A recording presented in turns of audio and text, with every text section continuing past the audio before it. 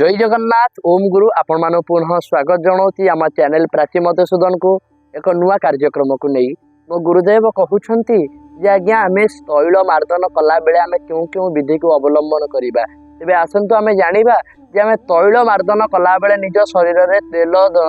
लगेवा बेले क्यों क्यों नियम को अवलंबन कर तेल लगेवा उचित तेज मो गुरुदेव कहते जिते आम मैंने तेल लगौछे से समय आज्ञा शरीर प्रत्येक स्थान उत्तम रूपे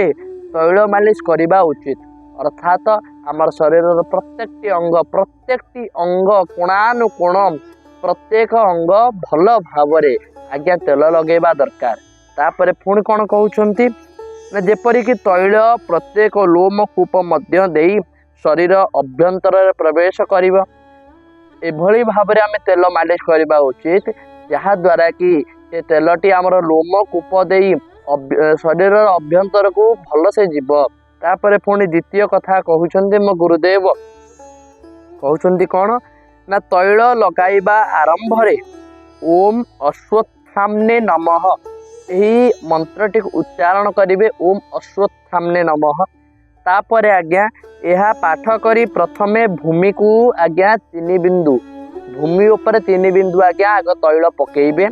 तापरे आपणकर पाद नख एवं हस्त नख उभय मालस करेंगे एवं तत्पश्चात आपण निज शरीर में तैल मार्दन करेंगे कहते कौन ना भूमि की 3 बिंदु पकाई ताहापर पाद एवं हस्तर आंगुठी नख मानक लगाइला पर शरीर में तैल मार्दन करेंगे एवं तापर पुणी कौन कहते ना राशि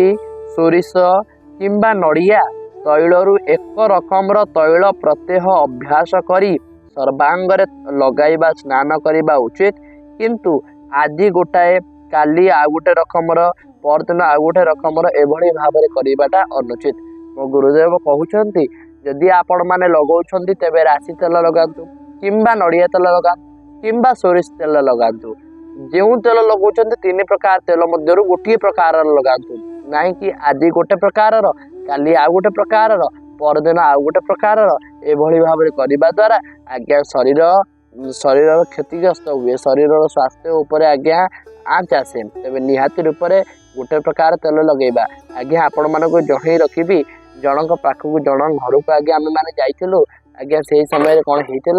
ना तांको घर को जिते आम जाए पहुँची जाइछु आम राति रहिलु प्रसाद कलु सबू सरला ता परदिन आज्ञा सत्संग थिला प्रभात रे उठी आम जो कहलु आज्ञा आम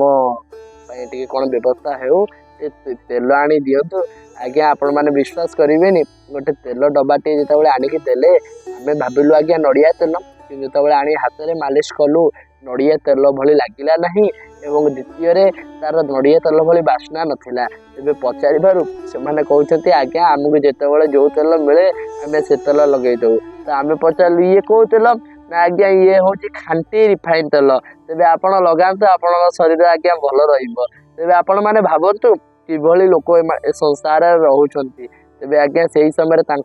गोटे बाणी कहीकि आसलु गुरुंकर गुरुदेव कहते जदि तेल लगाउछंती गोटे प्रकार तेल लगातु तेल आज गोटे प्रकार काली आ गोटे प्रकार परदिन आ गोटे प्रकार एभली लगातु नहीं जहाद्वारा कि आपणकर स्वास्थ्य असुस्थ रहिबो तापर पुणी कौन कहते ना नव ज्वर रोगी अजीर्ण रोगी वमन रोगी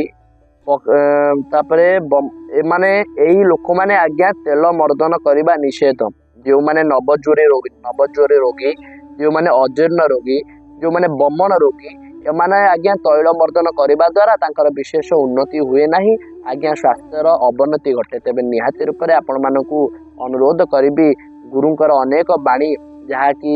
आमे माने चेष्टा करूँ पालिबाई आपण माने भी प्रयास करते गुरुंकर बाणी पालिबाई कहीं जेभली भाव में बापा कथा पुओ मानिले बापा भारी खुशी हुंती ठीक से भाव में आज्ञा गुरु वाक्य आम मानिले शिष्य मैंने मानिले गुरुदेव भारी प्रसन्न हुंती तेज से गुरुंकर प्रसन्न निमित्त आम कार्य करवा रहुछि जय जगन्नाथ ओम गुरु।